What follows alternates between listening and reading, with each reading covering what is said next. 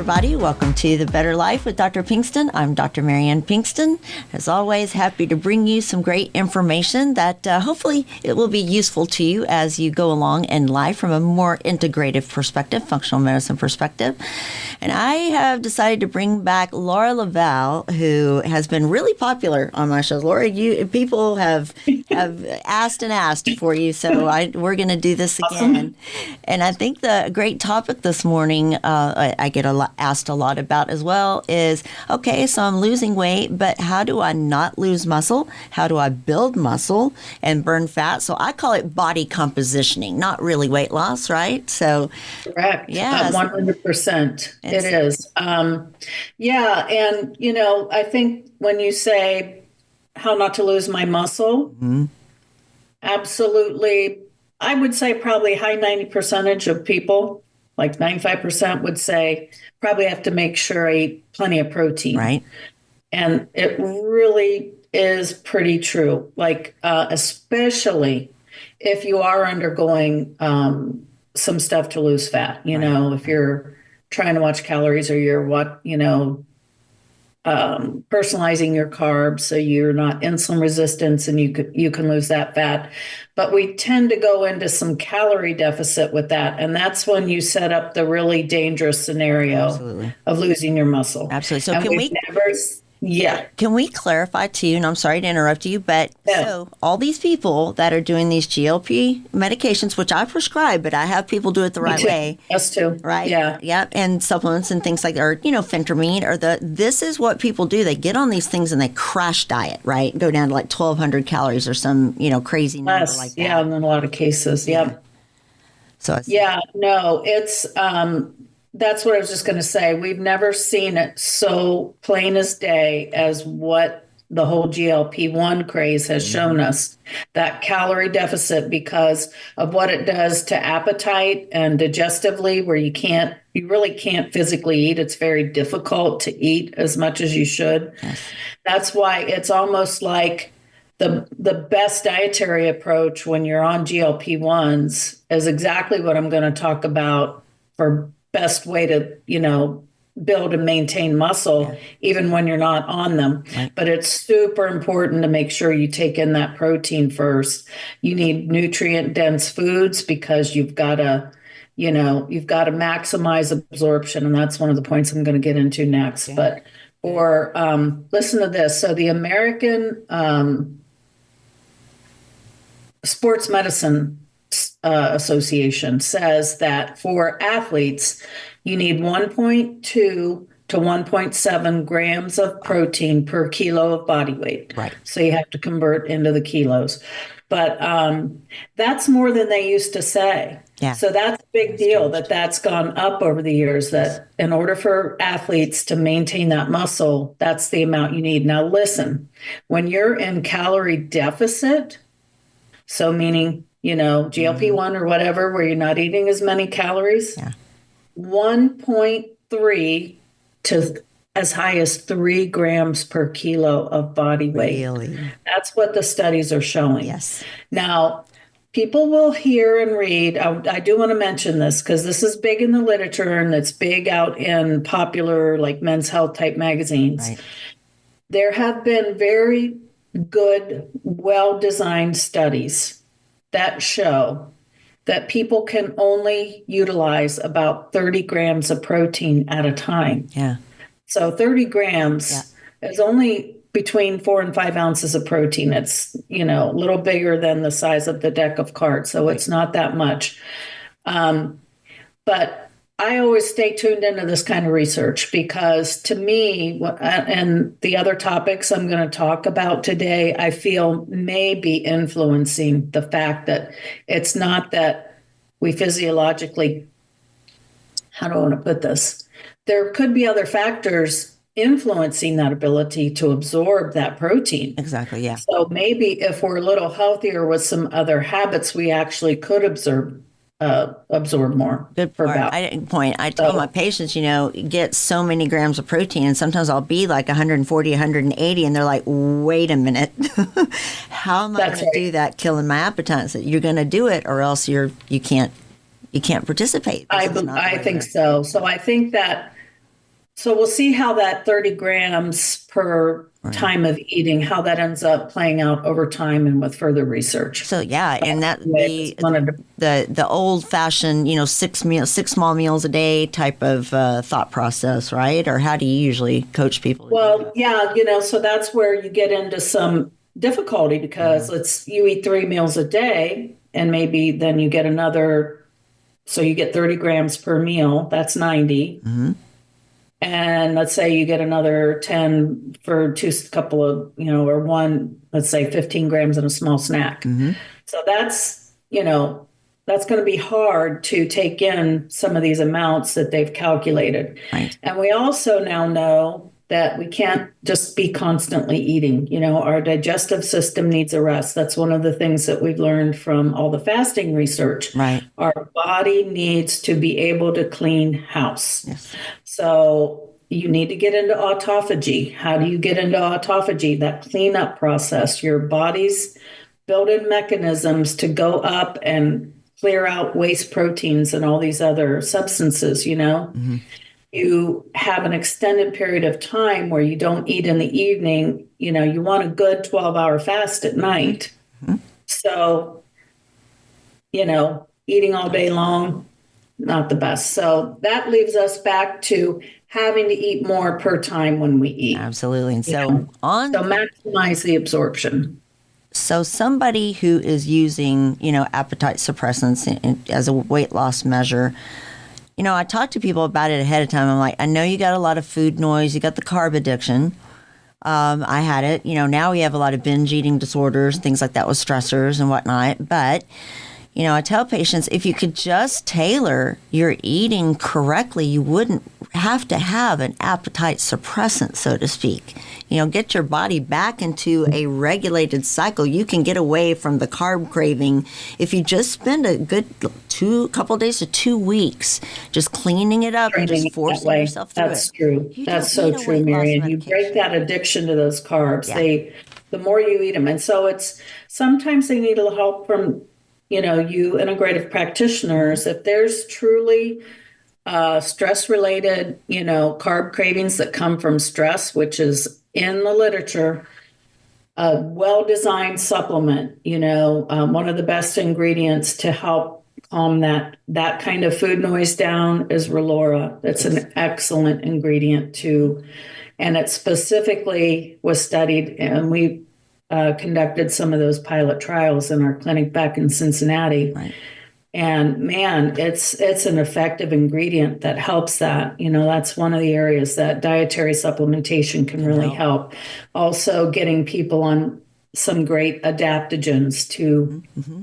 What adaptogens do is they dial down that chronic stress or even sports related stress response. That's why they're so good for athletes they're getting a cortisol output because they're physically pushing themselves so hard. Yeah. For a lot of people, it's more mental and just the daily stresses of life. Mm-hmm. It doesn't matter what the source of stress is, the adaptogens can dial that down. Absolutely. And that will eliminate that food noise. Right. And it was one of the really great things that was found in when low carb diets started getting looked at years ago. Mm-hmm. When you eat low carb, you make up for those calories with the protein and fats. So they tend to be higher protein. Mm-hmm. And what they learned was when you eat higher protein promotes the production of a satiety hormone that gets made in the intestinal tract called PYY, peptide YY. It shuts off your appetite. So when you eat higher protein, it makes you not as hungry, right? So that's a gift to a lot of people that struggle with that, And of course, we know gut health is interrelated with all that as well. Right. And I chuckle a little bit because I tell my patients when they, their hunger comes back, they're using the GLP shot and it worked at first, then it stops working. I tell them you're not eating enough protein. You need to eat more protein. And suddenly that little switch goes off and the meds can support you. It does. Yeah. And also it's a lot of the people that tended to have the bad habit of just reaching for the saltine crackers, that refined flour, or a piece of, the sweets, because it's the easy stuff to open and unwrap and just down the hatch, right? Yep. And those are the absolute worst foods to eat that got people where they are in a lot of cases to begin with. And so it's really, when you go on a GLP-1, that's one of the hardest things to do, is to mentally get yourself to recognize, I cannot go back to that old habit. I have to break that habit that got me here. So that's one of the things when we, and everybody wants to be on them. But I mean, it's one of the things that we talk about with our clients, because first of all, they're not a walk in the park. Yeah. They really aren't. It's hard to make yourself eat when your appetite is very, the edge is very much taken off for most people with those. Not everybody, but most people. So we try to dose it, accordingly, to where you have to have some appetite, because you have to be able to take in that protein and your other nutrient dense foods. And it's, that's a lot of vegetables, fruit, nuts, seeds, beans, that whole healthy core of foods that people needed to be eating to begin with. And so, it's, you have to be dedicated to be able to do them, and just make up your mind, I'm going to do this, and I'm going to do it right. And I'm going to learn from my past mistake. Because otherwise, the beauty is when you can wean off of them and you have a new health habit, it's exciting for people. It is turning over a new leaf, but you really have to commit to that to really be able to do them right. But they're a thing of beauty. Absolutely. And I agree with that 100%, because I am 7 years out from that decision now, almost 8 years out. Come February, be 8 years out from that very decision. I'm just going to change my life. I don't want to come back to this. And if they can seek out the help from people like you, Marianne, and like my husband Jim, and so many integrative practitioners out there that now know, okay, well, let's not just ignore the things that are happening. Sometimes thyroid hormones aren't being well managed. Sometimes the stress is huge. It really gets to people. We have beautiful supplements now that we know these ingredients are really researched and what they do, and they can help, because I find that otherwise we're telling people, well, meditate for an hour or two a day, and for a single mom, it's hard to do, isn't it? We don't always have life circumstances that allow that. So if we can come in with a supplement that's knocks that, it's a gift. It really helps people. So you mentioned Relora, and so what in terms of dosage do people look for to maximize that appetite suppression that it can help with? Oh gosh, I don't remember. I know Jim has told me 1,000 times. Yeah, I'd have to look up our metabolic code supplement for that is called Quicom, and it's dosed accordingly in there. Yeah. So whatever it says on the bottle, exactly is what you do. Something like 750 milligrams, 1,000 milligrams a day. I'll clarify that and throw it on the website. We'll take care of that. Yeah, I'll give a link to that. That'd be great. So, well, with a couple of minutes left, advice for somebody who is trying to, maximize protein but worried about their calories. I tell them that, once you count your grams of protein, if you make that, you're going to make your calories pretty much for the day. Just make sure you don't wean out carbs completely, because counting is absolutely impossible. That's right. There's two big things that can stop you utilizing that muscle like you should, or that protein like you should be. One of the big ignored factors is something called metabolic acidosis. So that is when our pH becomes acidic. And this is a weird one, because things that live out there on the internet, right? Mm-hmm. You'll see the message, what are acidifying foods and what are alkalinizing foods? You always see protein as an acidifying food. The research isn't bearing out that if you're acidic, you need to stop eating protein at all. Right. What the research finds is that what we become acidic from eating Guess what? Processed foods, refined flours and sugars, more calories than we need, and not having enough plant foods, especially vegetables. So what you're looking for is the foods that are very nutrient packed in a low calorie package. Right. So they in the Sebastian et al. That's one of my great researchers on this topic, and they made a specific point to say it's not all about grains. Really watch overeating grains. What's the reason? It's a lot of calories, and when you take in too many calories, you can become acidic fairly quickly. Gotcha. And they made a specific point to say, when they looked at, Paleolithic or caveman era, they took in 4 times the amount of potassium that we do. Wow. Potassium, where do you get it? From, plant foods, vegetables, fruits, nuts, seeds, beans, and, but they made sure to tell people, keep the protein in the diet. Do not cut protein out. You don't have to overeat it, but what's overeating it? We need an amount that we can keep our muscle. Absolutely. And so we're still kind of getting there, but I think it's higher than most people think. Gotcha. But if you're not eating a lot of vegetables with it, if you're not taking in a lot of potassium, your body won't utilize it properly. It can't utilize it unless we're alkaline. Right. Gotcha. Wow. And then the potassium helps all your muscle contraction as well. So just your daily movement, you get more out of your daily movement when you're taking in plenty of potassium because your muscle is contracting properly. Wow. Nice. So have about a minute left. I want to be sure that people know where you can find some good information, a couple places. So LaVallePerformanceHealth.com, and that's LAVALLE, right? Did I get it right? Yep. Good. Okay. Yes. Thank you. And then also PDLabsRx.com also carries a lot of the metabolic code supplements and whatnot. They have the Rolora and all. And you can they can also look up my Facebook page, Laura LaValle, RDNLD. This is I don't post a ton, but these are the topics that I post about. Absolutely. Everything that I talk to you about. Absolutely.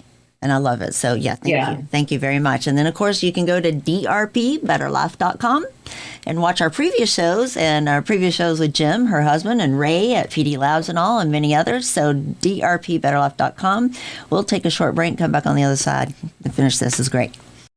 Hi, this is Ray Solano with your Healthy Choices Minute, sponsored by Prescription Dispensing Labs. New research has concluded that implementing dietary changes could prevent gut inflammatory processes involved in some chronic diseases. Modulation of your gut microbes through diets enriched with vegetables, legumes, grains, nuts, and a higher intake of plant over animal foods has a potential to prevent intestinal inflammatory conditions at the core of many chronic diseases. In short, the foods we eat in our dietary patterns have a major influence on our immune system that can cause many conditions we are suffering from today. Solution: try our OptiMeal shake. Our team has developed the best tasting, healthiest shake you've ever experienced to control blood sugar and to improve your gut. Start your day today with a healthy choice. Call us today at 888-909-0110 for a free sample of the OptiMeal shake. 888-909-0110. Remember, you have a choice in healthcare.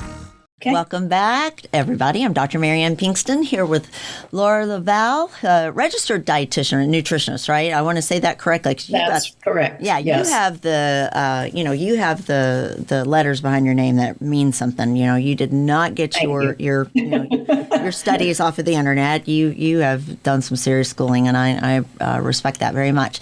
So we left off talking a little bit about protein metabolic acidosis, and you kind of mentioned something there with the break that I find interesting. Yeah, it's not uncommon for us at all. I mean, we've had this so much over the years.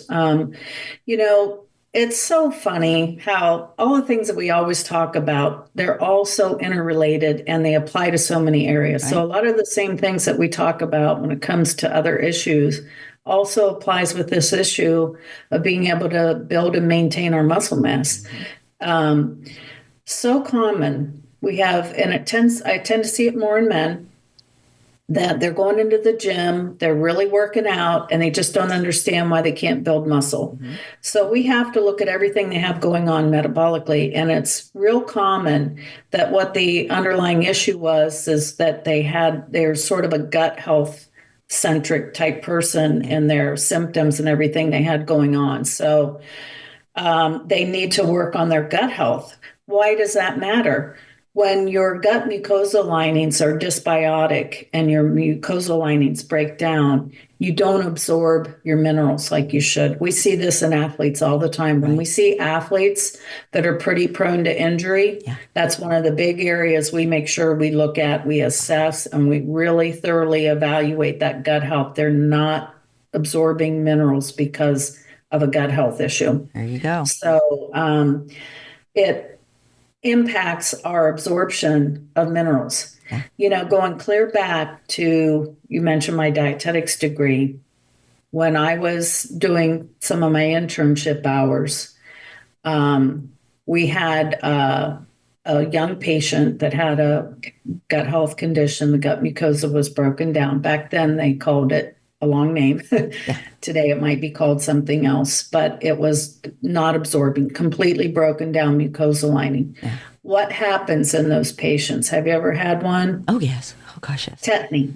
Yeah. What's tetany? Yeah. The hands lock up. Why? Because they're not absorbing their calcium. Right. So with everything that you can have going on, you can have the worst case scenario, but then there's all this gray area that can be these people in the middle that are suffering from this. I mean, that's discouraging to work out like a fiend and you can't build that muscle.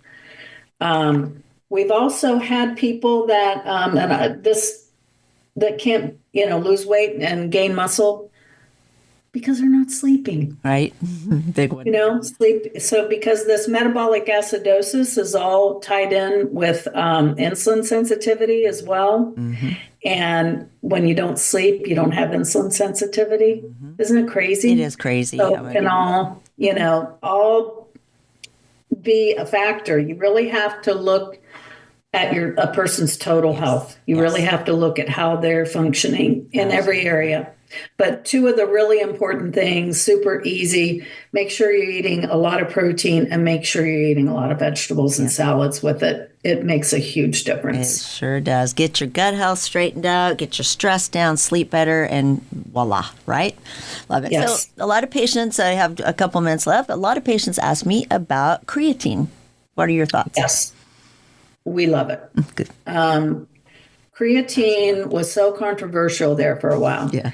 Interesting because I just actually sat in on a class on this maybe 4 or 5 months ago, an online webinar from some of the really great, sports performance researchers out there in the country. This happened to be a guy from Texas A&M that's sort of specialized in creatine research. First of all, I started talking about teen athletes. They used to, and some schools still ban it, and they have now found absolutely no reason to do that. No reason at all. It's extremely safe and helpful, especially for athletes. But for anybody now, they're finding out. The average person who hardly even works out now, they're finding out there are benefits to taking some creatine. The proven form is creatine monohydrate. Okay. Yep. And when you're an athlete, you're going to they're giving, 15 to 25 gram doses per day. An average person, you might take more like 5 grams once or twice a day for a person that's, an average person, but you try to have a regular workout routine. A non-active person, you might only take like 3 to 5 grams per day. But interesting to me how far that pendulum has swung. The studies are strong. I mean, it helps post-exercise recovery. It helps, it helps in injury prevention. For athletes, it improves the tolerance of heavier like weight loads, so you can get more from each workout. But yeah, it's just like it's a it's an all around great thing for I happen to agree with overall you. health. Go figure. You know, we started the second half talking about, metabolic acidosis, injuries and whatnot, and watching the NFL this weekend and last night, there have been so many injuries of these top, tier athletes. And I think you just described what the problem is, besides the difference of grass and turf, but you described what the problem is there. And absolutely amazing. And this applies to everybody who's not a top tier athlete, just people trying to lose weight. So guys, please keep all this in mind. This is a great show, Laura. Thank you. Where can people find you? We got about a minute and a half. Where can people find you? Well, for me personally, right now, I'm sort of limited on just my little Facebook page. I'm trying to get my RDNLD Facebook page going over onto Instagram as well. Okay. I'm endeavoring into a new venture I told you about with aesthetics. I'm real excited. And in fact, it ties in with this topic. Yes. I am going to the salon I'm in. It's called Blue Magnolia in Fort Worth. Nice. If anybody wants to come find me, I am giving muscle treatments. We have a machine now called TrueFlex. And one of the reasons I wanted to get into this was because of all the people that have lost so much muscle with GLP-1s. Yeah.